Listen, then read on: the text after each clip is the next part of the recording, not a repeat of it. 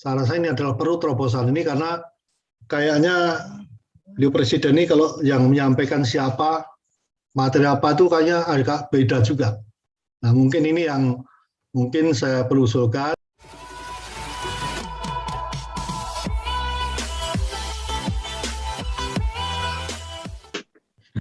Tadi apa yang disampaikan oleh dari Komnas HAM, sebetulnya itulah yang setiap hari kami terima laporan dari guru-guru honorer ini. Nah, baru ini kan mereka melakukan tes, Pak. Melakukan tes yang sangat rumit, yang harus mereka berhadapan dengan laptop, dengan mouse katanya, yang selama ini bagi guru-guru honorer yang sudah usianya sudah senja, itu tidak familiar dengan itu. Nah, ini sebagai catatan kita, mereka setelah keluar dari tes itu meneteskan air mata semuanya. Ya, bersedih. Bahkan tadi saya sudah sharekan ke grup kita Pansus bagaimana seorang pengawas membuatkan tulisan yang begitu menyentuh untuk kepada yang diberikan kepada Pak Mas Menteri. Nah, saya juga sependapat dengan Pak Bambang, ada suatu lembaga khusus yang menangani masalah guru honorer ini, karena permasalahan guru honorer ini kadang-kadang saling tunjuk, saling tidak bersinergi, saling bertolak belakang, tidak adanya satu kesatuan yang utuh untuk benar-benar memperhatikan nasib guru honorer ini. Yang kedua, guru-guru di seluruh Indonesia, ya bukan aja hanya di NTB, masih banyak sekolah-sekolah yang membutuhkan guru, ya membutuhkan guru, dan ada pun yang di sana tuh gurunya guru honorer semua, ada cuma satu guru PNS. Itu banyak sekali terjadi di Nusa Tenggara Barat.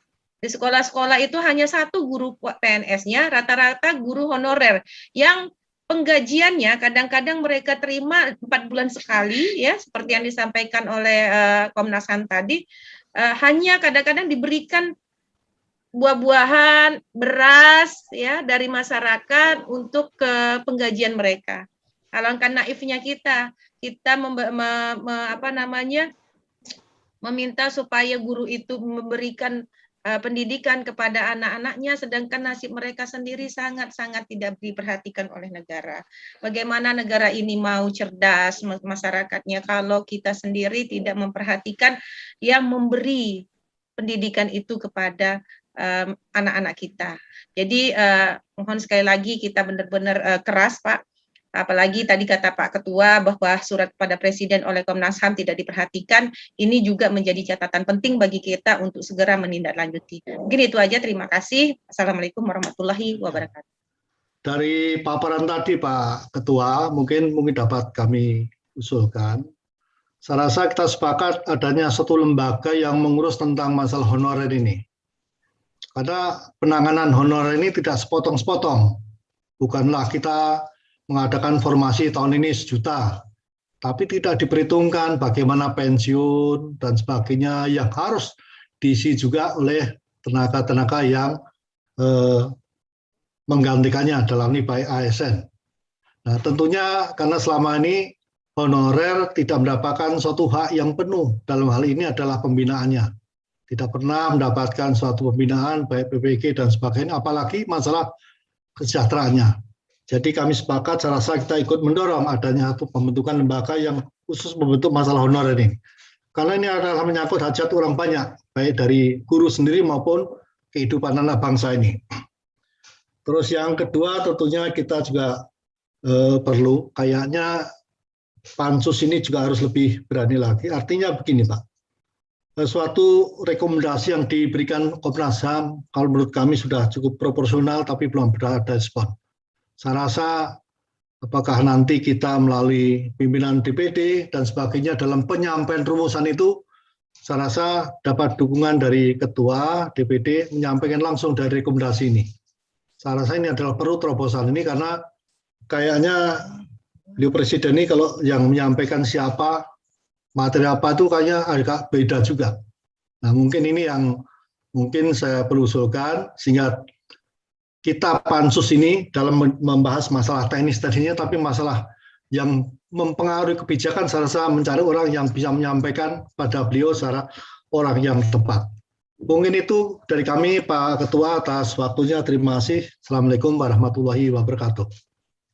Ya, siap, Pak. Tapi mohon maaf ini karena di jalan di off ya, Pak ya. Mohon maaf di off. Saya sepakat sekali, Pak, dengan apa yang disampaikan oleh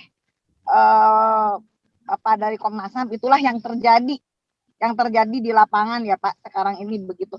Dan ini baru saja terjadi saya dapat laporan hari Minggu, Pak. Hari Minggu kemarin bahwa ada GTKHNK itu yang dirugikan sudah yang terutama yang dari Kemenag, yang mereka sudah punya nomor tes, akan tetapi antara kebijakan yang ada di Kanwil dengan Dinas Pendidikan dengan kebijakan yang ada di Kemenag itu berbeda. Antara lain kemarin permasalahannya yang terjadi hari Minggu kemarin saya dapat laporan bahwa dari Kemenag itu apabila guru honorer ada 2 dalam satu sekolahan, akan tetapi formasi hanya 1, menurut Kemenag boleh mengambil formasi di tempat lain yang tidak ada guru honorernya. Nah, yang tidak ada tes. Nah, sudah dapat nomor tes. Akan tetapi pada saat pelaksanaan pemberian tempat tes, dia tidak ada tempat tesnya. Jadi ada nomor tes tapi tidak diberitahu, tidak ada tempat untuk tesnya hari ini, hari Senin kemarin.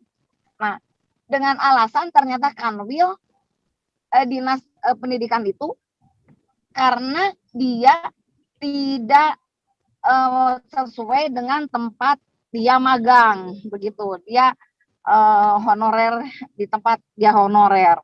Nah, jadi yang dirugikan adalah anaknya itu sendiri, kan guru honorernya itu sendiri. Saya konfirmasi kepada Kemenag Kabupaten Bandung, ini saya di Kabupaten Bandung, Pak. Ternyata ini aturan Kanwil. Saya tanyakan, kenapa kok bisa diizinkan kemarin pada saat daftar dan dapat nomor tes?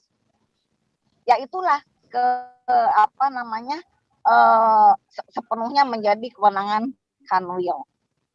Nah, inilah bola-bolaan antara Kanwil dan Kemenag. Saya sepakat bahwa tidak ada sinergitas kebijakan antara dua instansi. Dalam hal ini kalau yang kemarin kasus ini adalah antara Kemenag dengan Kanwil. Karena ternyata yang di Kemenag ini kan juga peran serta Kanwil. Nah, ini Pak yang baru saja terjadi di hadapan kita, tangisan dan jeritan daripada teman-teman, terutama yang dari Kemenag, berbeda aturan dengan yang dari Kanwil di detik-detik terakhir. Nah, dan ini tidak 1-2 tapi banyak sekali yang terjadi demikian.